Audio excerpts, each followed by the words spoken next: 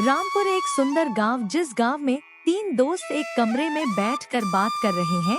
राहुल मीरा से कहते हैं, मैं और आदित्य पास वाले तालाब पर जा रहे हैं। सुना है वहाँ पर एक जिन्न रहता है।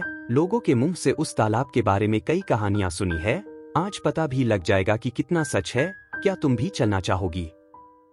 मीरा कहती है, हाँ बिल्कुल, मेरे बिना तुम कैसे जा सकते हो?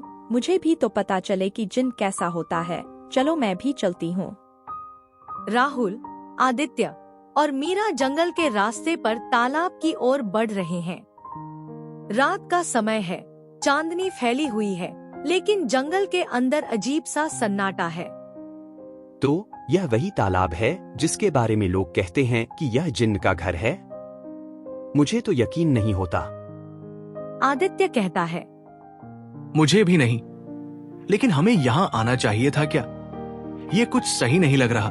मीरा कहती है, हम सच जानने आए हैं आदित्य। अगर हम खुद नहीं देखेंगे तो बाकी की तरह बस कहानियों पर यकीन करेंगे। मैं जानना चाहती हूँ कि असल में यहाँ क्या है। मुझे तो अब भी शक है। इस जगह में कुछ अजीब है। हमें यहाँ से वापस चलना चाहिए। कहानी सच हो या नहीं, मुझे इसे छू कर देखना है। मीरा तालाब के पानी को छूने के लिए सोचती है। तभी तालाब के पानी से एक विशाल जिन्न उभरता है।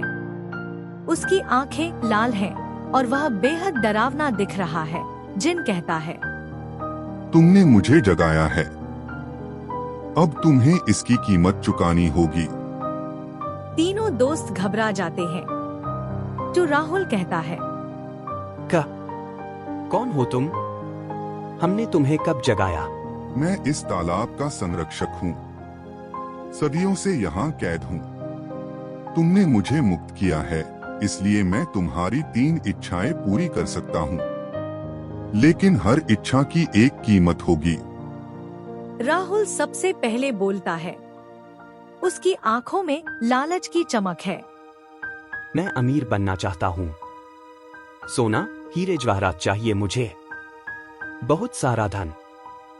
जिन्न कुछ सोचता है, फिर थोड़ी देर में राहुल के आगे सोने के सिक्के और गहने का बक्सा पड़ा होता है। राहुल जैसे ही सोने को उठाने की कोशिश करता है, सोने के सिक्के मिट्टी में बदल जाते हैं। वे जिन्न से कहता है, ये क्या हो रहा है? सोना मिट्टी क्यों बन रहा है? जिन्न कहता है, लालच की यह सजा है। दौलत तुम्हारी थी, लेकिन इसे पकड़ने की ताकत तुम में नहीं।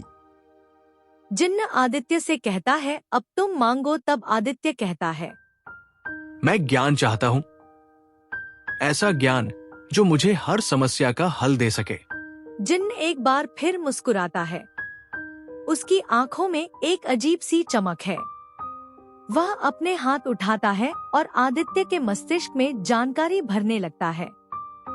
तुमने एक महान इच्छा की है, लेकिन ज्यादा ज्ञान भी एक श्राप बन सकता है। आदित्य का सिर अचानक भारी हो जाता है। उसे हर सवाल का जवाब मालूम है, लेकिन उसका दिमाग इस भार को संभाल नहीं पाता। वह दर्द से कराहता है और जमीन पर गिर जाता है। आदित्य को क्या हुआ? जिन्न अपने मन में सोचता है, ज्ञान मांग रहा था, संभालने की हिम्मत नहीं। अब तुम मांगो, तुम्हारी बारी है। मीरा अपने दोनों दोस्तों की हालत देखकर चौंक जाती है, लेकिन उसे समझ आ चुका है कि जिन्न से मांगी गई हर इच्छा के पीछे एक भयानक कीमत छिपी है। वे जिन्न से कहती है, मैं कोई संपत्ति या ज्ञान नहीं चाहती। मेरी इच्छा है कि तुम मेरे दोस्तों को वापस उसी तरह लौटा दो जैसे वे पहले थे, सुरक्षित और स्वस्थ। तुमने जो मांगा है वह तुम्हें मिल जाएगा, लेकिन हर इच्छा की एक कीमत होती है। मीरा कहती है, मैं तैयार हूँ। जिन्न अपने हाथ उठाता है और अचानक राहुल और आदित्य पूरी तरह ठीक हो जाते हैं। उनकी आंखों में फिर से जीवन लौट आता है, लेकिन मीरा के चेहरे पर अब एक अजीब सा खालीपन है। जिन्न मीरा से कहता है, तुमने अपने दोस्तों को बचा लिया है, लेकिन इसके बदले तुमने अपनी आत्मा का एक हिस्सा खो दिया है। अब जाओ और कभी इस तालाब के पास मत आना। मीरा, राहुल और आदित्य वहां से धीरे धीरे वापस गांव की ओर बढ़ते हैं। तालाब अब पूरी तरह शांत हो चुका है और जिन्न की आकृति विलुप्त हो गई है। राहुल चुप्पी तोड़ते हुए कहता है, मीरा, तुमने हमें बचा लिया, पर तुम्हें इसकी भारी कीमत चुकानी पड़ी। मीरा कहती है, हाँ, पर यह कीमत चुकानी जरूरी थी। अब हम कभी उस तालाब की तरफ नहीं जाएंगे। उस जिन्न के रहस्य को हमने देखा, पर अब हमें यह बात किसी और से नहीं कहनी चाहिए। मीरा मुस्कुराते हुए, लेकिन आंखों में गहरी पीड़ा। कहानी अब खत्म हो गई, लेकिन इसके निशान हमेशा हमारे साथ रहेंगे।